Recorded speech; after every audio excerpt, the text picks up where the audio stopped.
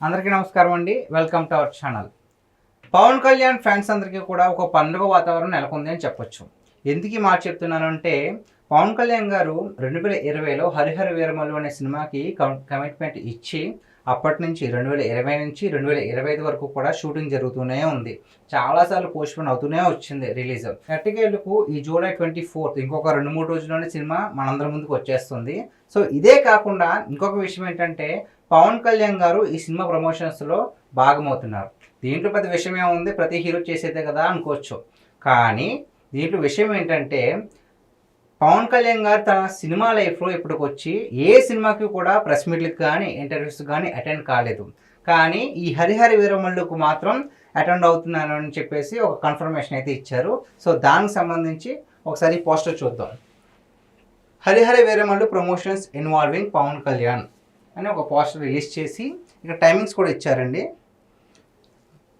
చూసుకున్నట్లయితే కనుక July 21 national media press meet at park Hayat already జరిగింది.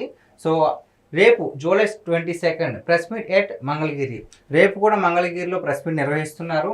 అదేవిధంగా July 23 press meet at Vizag. ఇలా ఈ 3 రోజులు కూడా, ఈరోజు రేపు ఎల్లుండి కూడా ఈ సినిమా ప్రమోషన్స్లో పవన్ కళ్యాణ్ గారు భాగమవుతున్నారు.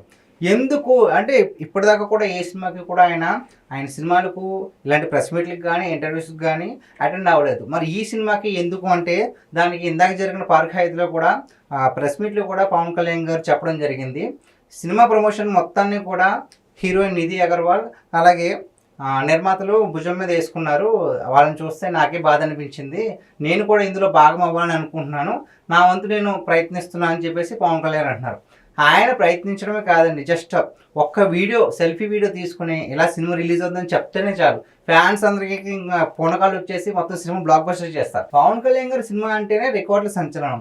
అలాంటిది ఆయనే ఏకంగా ఇలాంటి ప్రెస్ మీట్లకి ఇక్కడ ప్రమోషన్స్ చేస్తే ఇంకా ఆ సినిమా ఎంతటి తారాస్థాయిలో చేరుకుందో ఇంకా అవసరం లేదు. ఇంకొక విషయం ఏంటంటే, ఈ సినిమా మీద చాలా నెగిటివిటీ ఉండేదండి మొన్నటి వరకు. ఎప్పుడు ట్రైలర్ రిలీజ్ అవ్వక ముందు వరకు కూడా చాలా అంటే చాలా ఎక్కువగా నెగిటివిటీ ఉండేది. ఎందుకు అంటే, ఎప్పుడో 5 సంవత్సరాల క్రితం సినిమాను మొదలుపెట్టారు, ఇప్పుడు ఇంకా షూటింగ్ కూడా అవ్వలేదు. సో ఇంకా రిలీజ్ అవుతుందని చెప్తున్నారు. గత 2 సంవత్సరాలుగా పోస్ట్పోన్ అవుతూనే వస్తున్నాయి. దాదాపుగా 12-13 సార్లు పోస్ట్పోన్ అయింది. ఇంక ఈ సినిమాని ఎవరైనా కొంటారా కొనరా, ఇంక ఎక్కడ చూసినా సరే ఇవే మాటలు. ఎక్కడైనా సరే ఇంక సినిమా అవ్వదు, పూర్తి అవ్వదేమో అని పవన్ కళ్యాణ్ గారికి అనిపించిందంట.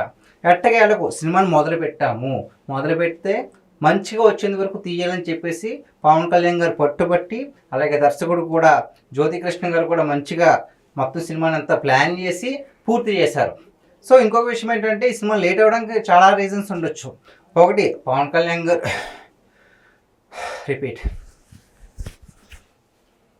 ఒకటి 2020లో కరోనా వచ్చిందండి.